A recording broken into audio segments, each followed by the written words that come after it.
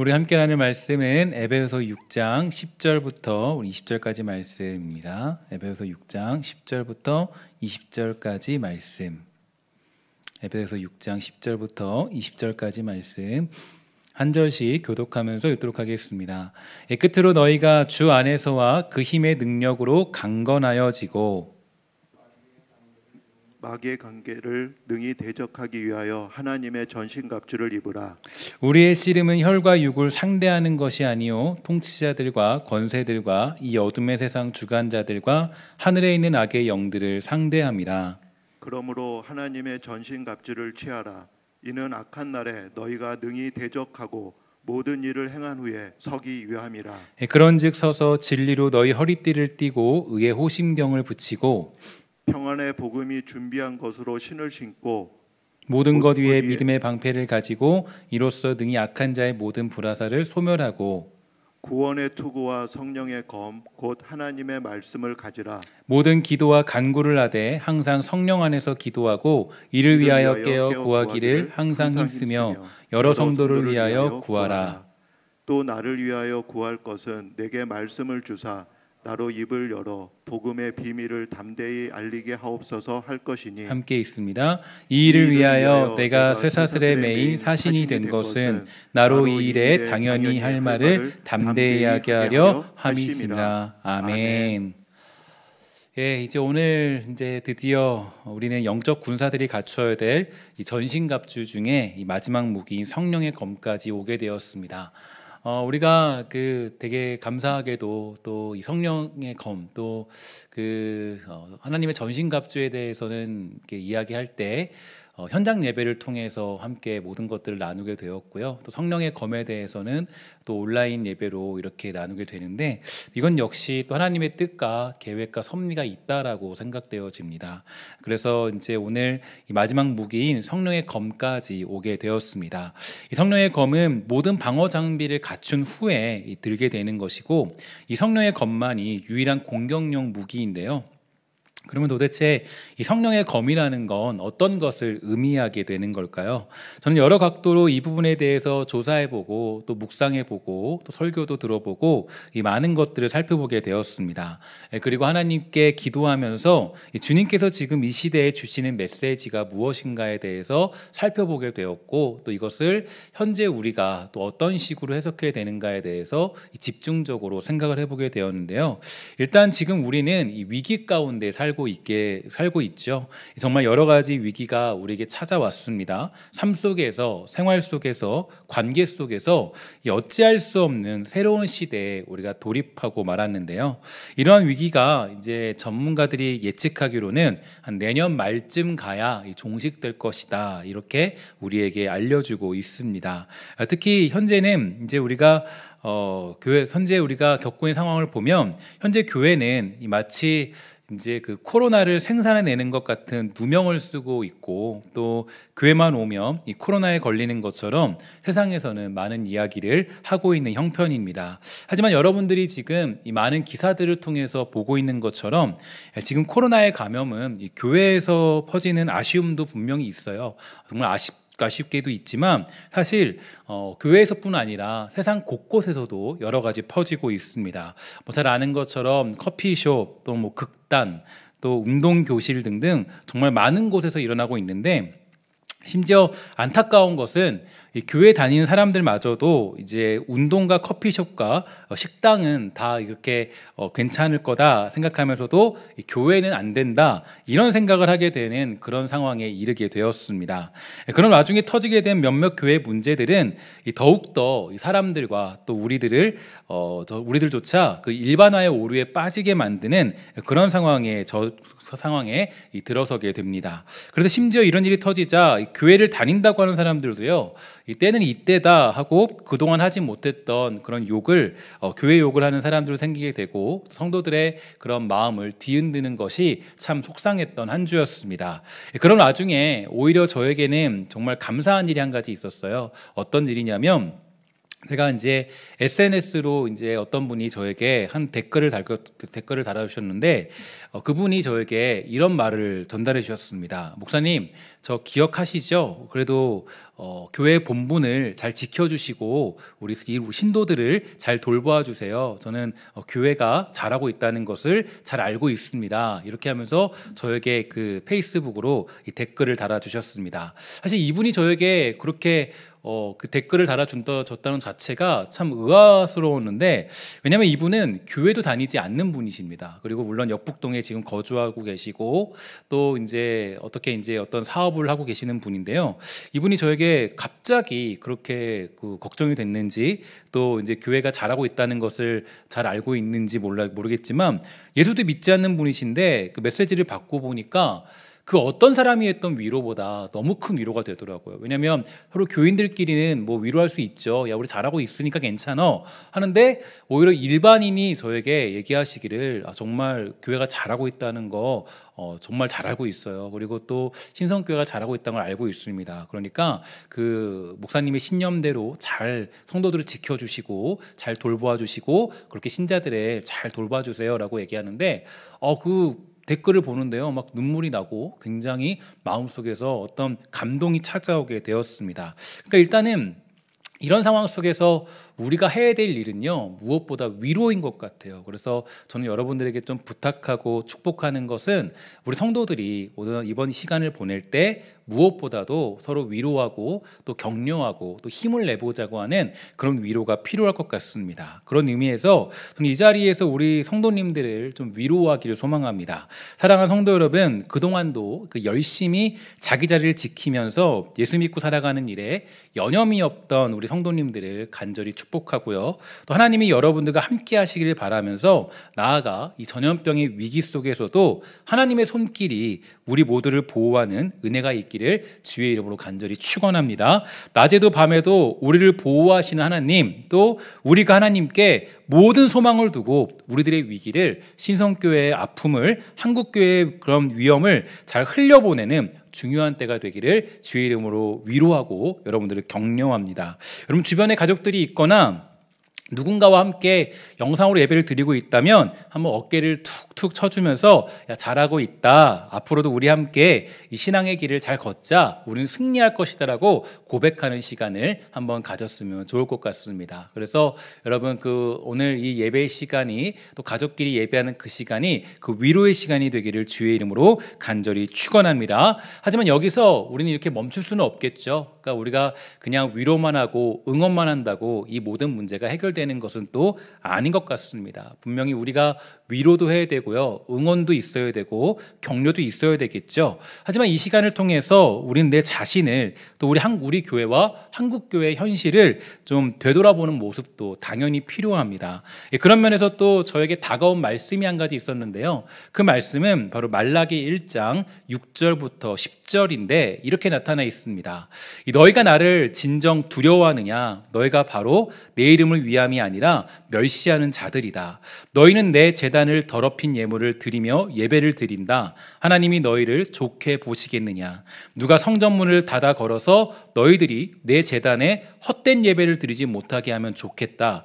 나는 너희들이 싫다. 나 만군의 주가 말한다. 너희가 바치는 제물도 예배도 이제 나는 받지 않겠다. 저는 이런 것들도 우리가 좀 점검해 보면 좋겠습니다. 그동안 우리가 정말 하나님께 진정한 예배를 드렸는가? 우리가 시간을 구별하여서, 또 나의 물질을 구별하여서, 나의 삶을 구별하여서 정말 주님께 온전한 예배를 드렸는가? 우리 하나님께 진짜 우리가 예배를 드렸는지, 난 정말 진정한 예배자인가에 대해서 한 번쯤 또 점검해 볼 수 있는 그런 시간, 또 우리의 그런 상황들을 또 반영하는 이 현재의 모습들, 이 모든 것들에 대해서 다시 한번 생각해 보는 시간도 되기를 부탁을 드리겠습니다. 사랑하는 여러분, 우리 각자의 자리에서라도 온전한 예배를 드리기를 바랍니다. 그리고 다시 현장 예배가 회복되었을 때 우리 눈물과 감사로 우리 진정한 예배를 올려드리는 신석의 건속이 되기를 주의 이름으로 간절히 축원합니다. 그러면 우리는 어떻게 하면 이 온전한 예배를 드릴 수 있을까요? 오늘 본문에서 영적 전투의 그 마지막 그 무기, 그 방어 무기를 지나서 공격 무기는 바로 성령의 검이었죠. 저는 이 성령의 검에 대해서 다음과 같이 말씀드리고 싶습니다. 바로 말씀대로 사는 인생, 그리하여서 성령의 열매가 맺히는 인생이다. 이게 바로 성령의 검을 가진 사람들의 특징이라고 생각합니다. 바로 이런 인생이 될 때 우리는 온전한 예배를 드릴 수 있고 영적 전쟁에서 승리할 수 있습니다. 이 성령의 검으로 이 땅에서 진정한 영적 전쟁에서의 승리를 얻을 수 있는 건데요. 일단 성령의 열매는 다음과 같죠. 갈라디아서 5장 22절과 23절인데 우리 한번 함께 이 말씀을 읽어보도록 하겠습니다. 시작. 오직 성령의 열매는 사랑과 희락과 화평과 오래 참음과 자비와 양성과 충성과 온유와 절제니 이 같은 것을 금지할 법이 없느니라. 아멘. 바로 이것이 성령의 검입니다. 보통 우리가 검이라고 하면요, 내 마음대로 휘두르고 베고 자르고 강력한 힘을 얻는 것이라 생각하지만, 제가 지난 한 주간 성령의 검에 대해서 설교하기 위해서 묵상하고 생각해보고 꼴똘히 제가 정말 여러 가지 생각을 하는 가운데, 성령의 검을 단순히 우리가 그냥 어떤 말씀으로 승리한다, 이 악한 영들을 베어버린다, 뭐 이런 식으로 생각할 수는 없겠더라고요. 그러니까 성령의 검이라는 건 바로 우리가 이 열매를 맺는 삶, 그 성령의 열매를 맺는 삶으로 영적 전쟁에서 승리한다라는 것을 바로 이야기하는 것임을 결론을 내리게 되었습니다. 사실 그 에베소 6장에서 제가 이 서두의 설명을 드릴 때 가장 먼저 전제 조건으로 삼은 것이 바로 이 사도 바울이 이 영적 전투를 얘기하기 전에 이 삶에 대해서 언급을 했다는 겁니다. 그래서 뭐 부부 생활, 그리고 또 부모와 자녀 간의 생활, 또 종과 상전의 생활, 이런 생활과 삶에 밀접한 관계들 속에서 그런 이야기들이 나타난 것이고, 관계를 설명하면서 영적 전투가 나타났다는 것은 바로 이 관계 가운데, 그러니까 우리의 삶의 열매를 통해서 영적 전투의 승리를 가늠할 수 있다라고 이야기함을 알 수가 있게 되는 대목이죠. 그래서 6장 앞에서는 이 그리스도인의 삶에 대해서 언급하는데요, 이런 내용이 있었습니다. 제가 에베소서 6장 1절부터 9절까지 읽어드리도록 하겠습니다. 이 자녀들아, 주 안에서 너희 부모에게 순종하라. 이것이 옳으니라. 내 아버지와 어머니를 공경하라. 이것은 약속이 있는 첫 계명이니 이로써 내가 잘되고 땅에서 장수하리라. 또 아비들아, 너희 자녀를 노엽게 하지 말고 오직 주의 교훈과 훈계로 양육하라. 종들아, 두려워하고 떨며 성실한 마음으로 육체의 상전에게 순종하기를 그리스도께 하듯 하라. 눈가림만 하여 사람을 기쁘게 하는 자처럼 하지 말고 그리스도의 종들처럼 마음으로 하나님의 뜻을 행하고 기쁜 마음으로 섬기리를 주께 하듯 하고 사람들에게 하듯 하지 말라. 이는 각 사람이 무슨 선을 행하든지 종이나 자유인이나 주께로부터 그대로 받을 줄을 알미라. 상전들아, 너희도 그들에게 이와 같이 하고 위협을 그치라. 이는 그들과 너희의 상전이 하늘에 계시고 그에게는 사람을 외모로 취하는 일이 없는 줄 너희가 알미라. 아멘.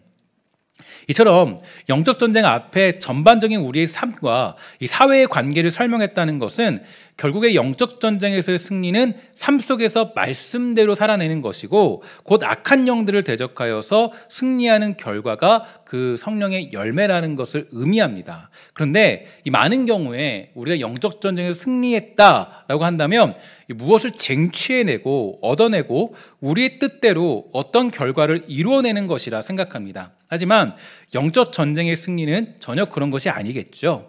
우리가 말씀대로 바로 주어진 삶에서 그 열매를 맺고 살아내는 것이 영적 전쟁의 승리가 됩니다. 부부관계 속에서, 또 부모와 자녀의 관계 속에서, 종과 상전의 관계 속에서, 사회적인 관계 속에서 바로 그때 우리가 그리스도인의 삶을 살아내고 성령의 열매를 맺히게 만드는 것, 이것이야말로 그리스도인의 능력이 되는 거죠.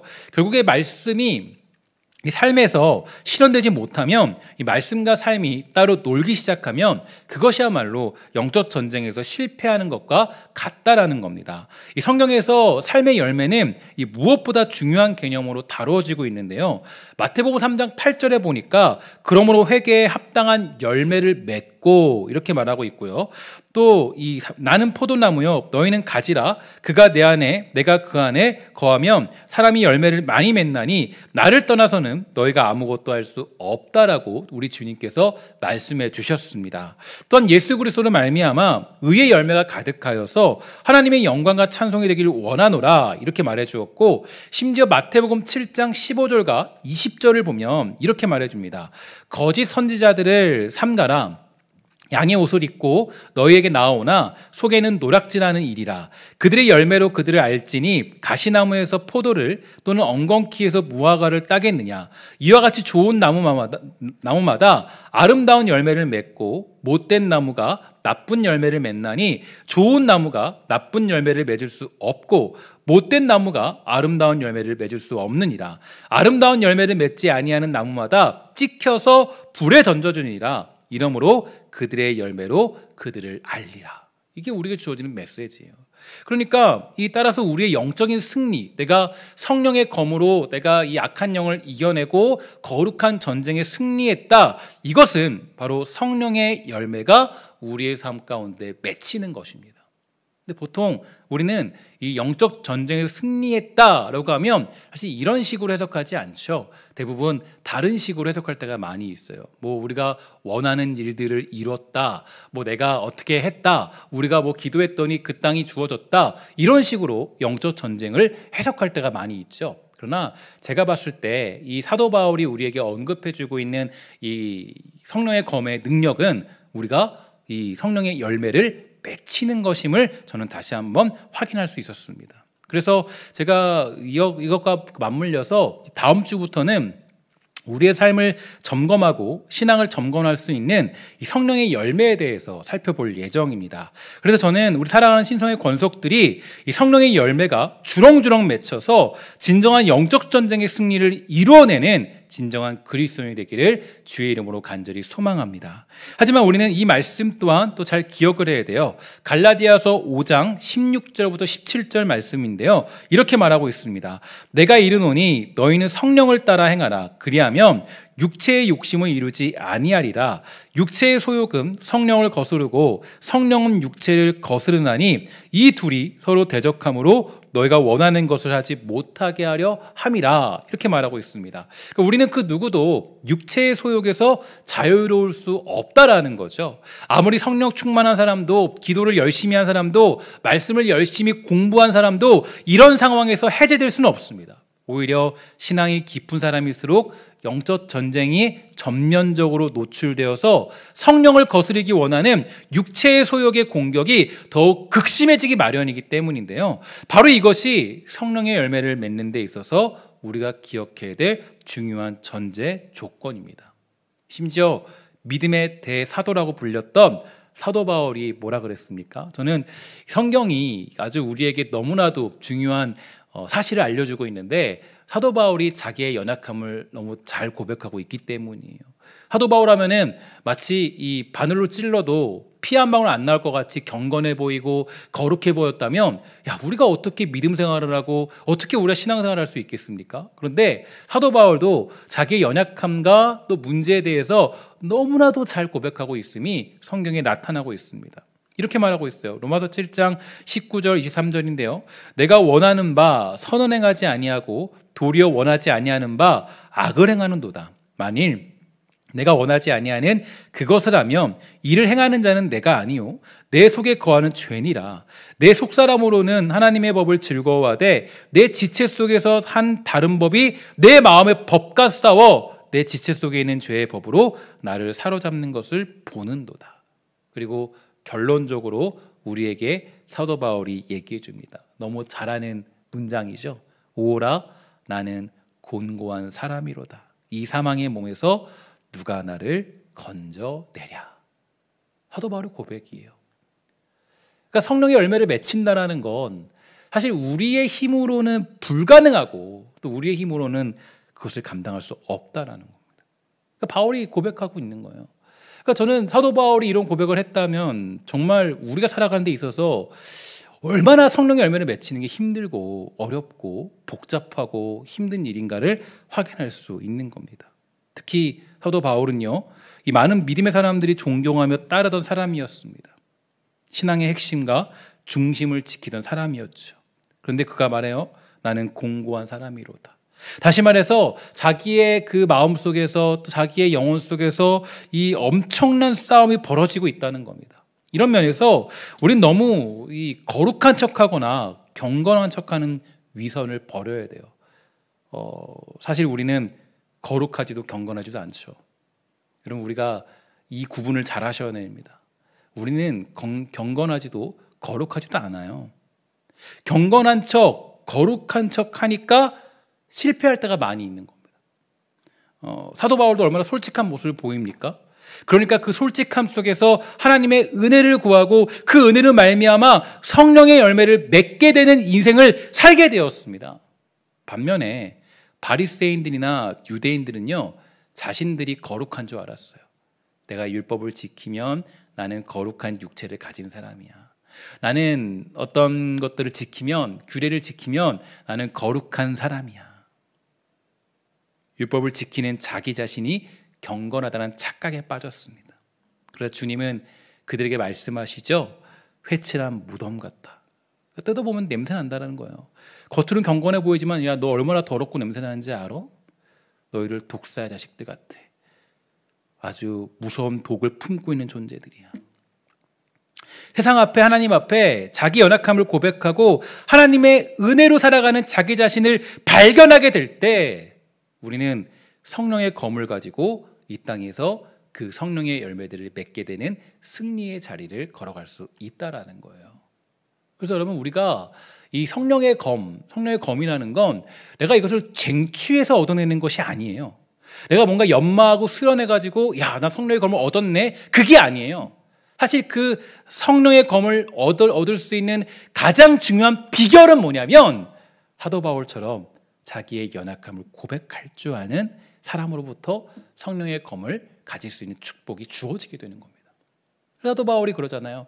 오라 나는 공고한 사람이로다. 누가 이 사망의 몸에서 나를 건져낼까? 그리고 8장에 가서 뭐라 그래요? 오직 성령의 법이 나를 해방시켰습니다. 자기 연약함을 고백할 줄 아는 그 모습들. 그러면 저는 교회가 경건한 척, 거룩한 척, 사실 교회가 경건한 척, 거룩한 척 이만한 위선은 없습니다. 여러분, 우리 다 알잖아요. 아무리 직분을 받아도 얼마나 우리가 악한 사람인지. 저는 제가 목사지만 제 것을 다 꺼내면요, 아마 여러분 설교 듣기 어려울 거예요. 아니, 저런 사람이 무슨 말씀을 전해. 우리 다 알잖아요. 얼마나 부족하고 연약한지 너무 잘 알잖아요. 심지어 사도 바울도 고백하는 거예요. 그 편지를 쓸 때 좀 더 거룩한 말로 쓸 수 있었어요. 나는 지금 경건한 싸움을 하고 있어. 나는 거룩한 사람 싸움하고 있어. 이럴 수 있잖아요. 근데 바울의 얘기하기를 뭐라 그래요? 그 편지를 보낼 때 오라 나는 공고한 사람이로다. 누가 사망의 몸에서 나를 건져낼까? 자기 고백이야, 자기 고백. 이게 바로 사도 바울이 성령의 검으로 성령의 열매를 맺을 수 있던 가장 중요한 시점이고 가장 중요한 전제적인 조건이 된 거예요. 제가 사실 그래서 이 부분에 대해서 우리 사역자들, 동역자들하고 뭐 이야기를 하다가 저 나름대로 이런 결론을 내리면서 이렇게 말해 주었어요. 제가 이제 좋다 그런 건 아니고 우리 동역자들이 굉장히 멋진 말이에요, 목사님. 그래서 제가 나름대로 생각을 해놨는데 이렇게 얘기했어요. 우리는 경건하거나 거룩한 존재가 아니야. 다만 경건과 거룩한 삶을 쫓아 살아가는 특권을 얻었을 뿐이야. 저는 이게 중요하다고 생각해요. 여러분, 내가 자신이 경건하고 거룩하다고 생각하는 것처럼 가장 오만한 생각이 어디 있어요? 정말 경건해요? 정말 거룩해요? 정말 성령의 열매를 맺을 수 있는 힘이 있어요? 내가 노력한다고 누군가를 사랑할 수 있는 힘이 있냐고요? 나는 인내할 수 있는 힘이 사실 없죠. 하나님께 내 연약함을 고백하고 나의 삶을 주님께 드릴 때 그때 성령께서 성령의 열매를 맺게 하시는 줄 믿습니다. 여러분, 성령의 열매는요, 우리의 힘으로 얻어지는 것이 아니에요. 영적인 승리, 전쟁의 승리는 내 힘으로 내가 막 바락바락 소리를 친다고 전쟁에 승리하는 게 아니에요. 오직 하나님 앞에 엎드려서 은혜를 구하고 하나님께 능력을 구할 때, 그때 하나님이 주시는 은혜를, 승리를 체험할 수 있는 겁니다. 우리 하나님께서 우리를 경건과 거룩한 방향으로 인도해 주시기 때문에 우리는 거룩한 삶을 살아내고 성령의 검으로서의 그 놀라운 축복을 누리게 될 줄 믿습니다. 여러분, 축복하는 것은 오늘 우리 하나님께 온전하게 은혜를 구하는 복된 성도가 되기를 주의 이름으로 부탁을 드리겠습니다. 여러분의 각자의 자리에서, 그 예배의 자리에서 내가 죄인임을 고백하고 아직도 죄로 인해 괴로워하는 인생이라는 사실을 기억하면서 하나님의 은혜로 말미암아 성령의 열매를 맺게 되는 사랑하는 신성의 권속이 되기를 주의 이름으로 부탁을 드리겠습니다. 어떤 책에서 봤는데요, 이렇게 설명하더라고요. 유명한 상담학자 이 폴 트루니에는 이런 말을 했다고 합니다. 사람이 혼자 할 수 없는 일이 두 가지가 있다. 하나는 결혼이고 또 하나는 그리스도인이 되는 것이다. 의미 있는 말이죠. 다시 말해서 그리스도인의 진정한 열매와 표지, 그 승리의 비법은 관계 속에서 드러나는 것임을 말하는 겁니다. 즉 교회라고 하면서 사회에서 지탄받고 있다면 다시 한번 우리가 그리스도인이라는 사실에 대해서 고민해 봐야 돼요. 왜냐하면 관계 속에서 그리스도인이 성립되고 또 그 열매가 드러나는 것이기 때문이에요. 여러분, 사랑이라는 열매는 어디서 드러나죠? 나 혼자 사랑합니다. 그럼 드러납니까? 아니에요. 타인에게 드러나는 거예요. 절제라는 건 뭐예요? 내가 절제한다고 되는 게 아니에요. 누군가를 참아주고 견뎌주고 또 인내하는 거, 누군가가 있어야지 가능한 거예요. 근데 우리가 사회에서 관계 속에서 지탄받고 또 여러 가지 어떤 그런 관계가 없이 살아가고 있는 삶을 살고 있다면 그것만큼 잘못된 신앙의 모습도 없습니다. 최근 코로나 사태로 인하여서 우리는 함께 예배할 수 없는 상황에 이르고 말았습니다. 이러한 때에 가장 걱정되는 것은 진정한 그리스도인으로서 존재 가치를 실현하지 못하는 거예요. 인터넷 예배, 유튜브 예배, 영상 설교, 저도 참 이게 딜레마입니다. 그러니까 이걸로 은혜를 받을 수는 있겠죠. 여러분들이 은혜를 받을 수 있을 거예요. 맞아, 그럴 수 있겠지. 그러나 여러분 잘 생각하셔야 돼요. 공동체가 없는 예배, 그래서 공동체 안에서 삶의 실천이 없는 예배, 온전한 신앙생활과 온전한 헌금생활과 온전한 교회생활이 없는 예배는 진정한 그리스도인으로서의 삶을 살아가는 것이 불가능합니다. 왜냐? 우리의 신앙이라는 건 공동체 안에서 이루어지는 것이기 때문이에요. 나 혼자 독불장군식으로 예배한다고, 나 혼자 독불장군식으로 그냥 내가 기도한다고 그게 신앙이 될 수 없어요. 신앙이라는 건 언제나 우리의 헌신과 수고와 노력과 우리가 공동체를 세우고자 하는 목표와 또 절제와 사랑과 인내와 온유와 그 모든 것들이 맺힐 때 그때 그게 진정한 예배가 될 수 있기 때문이에요. 히브리서 10장 24절과 25절인데 이렇게 말하고 있죠. 서로 돌아보아 사랑과 선행을 격려하며, 그죠? 사랑과 선행을 격려하며 모이기를 패하는 어떤 사람들의 습관과 같이 하지 말고 오직 원하여 그날이 가까움을 볼수록 더욱 그리하자. 저는 인터넷 시대가 왔고 유튜브 시대가 왔어도 여러분들이 충분히 우리 신성교회 권속들을 잘 돌볼 수 있다라고 생각합니다. 일단은 그렇게 할 수 있어요. 그렇게 해야 돼요. 비상시기 때문에, 비상 상황이기 때문에 그렇게 하셔야 돼요. 다시 말해서 모이기를 패하는 어떤 사람들의 습관을 따라해서는 안 된다고 말하는 것이고, 공동체 모임 속에 있을 때 비로소 그리스도인의 가치가 세워진다는 것을 성경은 우리에게 알려주고 있다는 거죠. 저는 우리 사랑하는 성도들이 신성교회 권속이고 일원이고 함께하는 운명 공동체라는 사실을 잊지 말게 되기를 주의 이름으로 부탁을 드리겠습니다. 하나님이 저와 여러분들을 신성교회 권속으로 불러주셨습니다. 또 그렇게 부르신 이유는 함께 이 땅을 살아내며 이 땅 가운데 성령의 열매를 맺도록 하나님이 부르셨기 때문이에요. 이것은 예수 믿고 살아가는 데 있어서 주님이 저와 여러분들에게 주신 방법입니다. 사랑하는 여러분, 특히 그런 면에서 제가 담임 목사로서 여러분들에게 권고합니다. 특별히 이번 한 주간 또 앞으로 이번 한 1년간 신성교회를 위해서 여러분 기도를 부탁드리겠습니다. 우리 신성교회가 정말 성령의 열매를 맺는 교회로 잘 성장하도록, 특히 어려운 이때에 교회가 부정되어가는 이때에 여전히 하나님의 도구로 쓰임받는 교회로, 또 바른 신앙, 바른 믿음을 가지고 쓰임받는 교회로 살아가기를 힘쓰는 교회 되기를 위해서 여러분 기도를 부탁을 드리겠습니다. 그리고 주변에 여러 고민을 가진 많은 성도들이 교회를 떠나지 않도록, 또 우리 안에서 잘 훈련받아서 성령의 열매를 맺는 성도가 되어 성령의 검으로 악한 영들을 무찌를 수 있는 그런 신성교회 권속이 되기를 주의 이름으로 부탁을 드리겠습니다. 세상은 점점 교회가 썩었다, 교회가 소망이 없다, 이제 세상에도 지탄 받는 곳이 되고 말았다라고 손가락질하는 상황입니다. 물론 여러분 여기에 주눅들 필요 없어요. 일반 교회들, 많은 교회들은 너무 열심히 그 자리를 지켜주셨습니다. 너무 자기 자리를 잘 차지했고 너무나도 자기 자리를 잘 지키면서 그리스도인의 모습들을 잘 나타내 주셨어요. 저는 대부분의 여러분들이 아마 그렇게 살았을 것이라고 생각합니다. 어쨌든 세상은 우리에게 손가락질하지만 여러분 정말 그렇습니까? 그렇지 않죠. 정말 많은 교회들이 너무 교회로서 역할을 잘 감당하고 있는데, 이러한 때에 제가 그냥 요즘에도 사실 일주일 동안 저도 사실 힘이 별로 없었어요. 별로 힘이 빠지고 저도 기운이 없고, 그냥 뭔가를 하려고 하면 또 뭐가 터지고, 뭔가를 도전하려고 하면 또 뭔가 터지고, 뭔가 새롭게 하려고 그러면 또 터지고, 이게 계속 반복되니까 이게 뭐 계속 이게 좀 힘이 쭉쭉쭉 빠지고, 제가 도전하는 거 되게 좋아하는데요. 이 도전하는 것도 이제 확 하다 보면 했다가 힘이 쫙 빠지는 때가 오더라고요. 지금 좀 숨고르기를 사실은 지난 주간 동안 했고요. 한 다음 주까지는 숨고르기를 좀 할 생각이에요.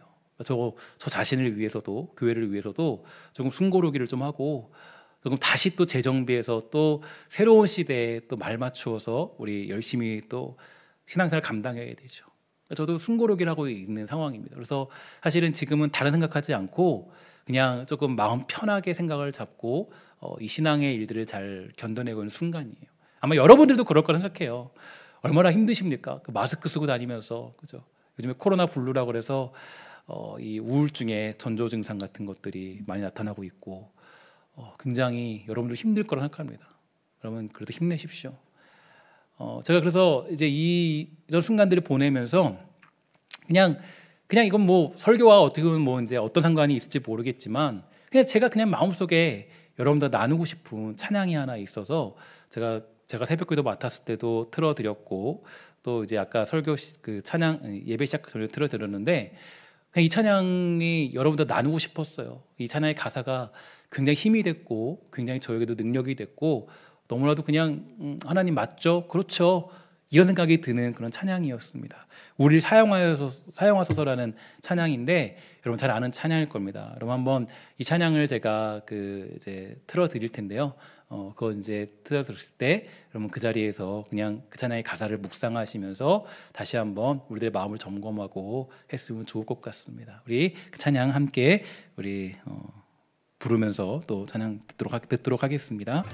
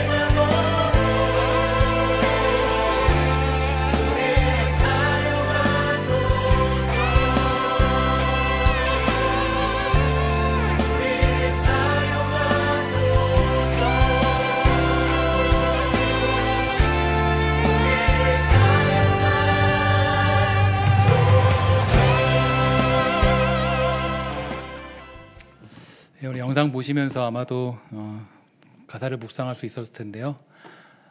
그냥 이 찬양의 가사가 굉장히 그 한 주 동안 마음에 와닿았고 점점 교회를 향하여서 소망을 잃어가는 백성들이 많은 것 같습니다. 일반 사람들도 마찬가지뿐 아니라 우리 성도들도 또 교회를 향하여서 소망을 잃어가는 안타까운 현실들이 우리에게 있는 것 같아요. 그래도 제가 성령의 검에 대해서 설명을 드렸지만 우리가 열매를 맺게 하시는 이는 우리 하나님이시고 성령의 검으로 승리할 수 있는 건 우리 하나님이 그렇게 인도하시는 겁니다. 교회에 소망이 있는 이유는 무엇입니까?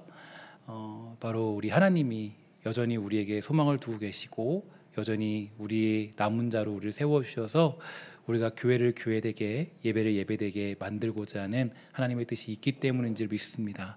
우리 사랑하는 주의 백성들 모두가 제가 부탁을 드리는 것은 한 주 동안 우리 교회를 위해서 기도해 주시고요.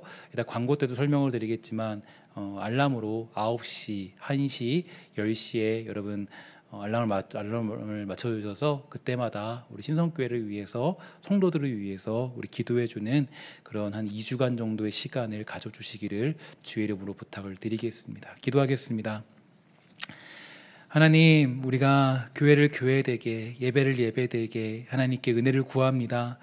우리의 힘으로 교회를 세울 수 없고 우리 능력으로 경건을 만들 수 없고 우리의 어떤 거룩으로 성령의 검으로 싸울 수 없습니다. 하나님, 사랑하는 주 백성들이 하나님이 맺어주시는 성령께서 맺어주시는 그 성령의 검을 사모하면서 우리가 성령의 열매를 주렁주렁 맺을 수 있는 복된 교회, 복된 성도가 되도록 이들을 지켜주시고 하나님, 우리 이 소망을 잃어가는 교회가 점점 다시 한번 하나님의 이렇게 소망이 있음을 믿고 하나님만 의지하고 바라볼 수 있는 은혜를 우리 모두에게 베풀어 주시옵소서. 모든 말씀 예수님의 이름으로 간절히 기도합니다. 아멘.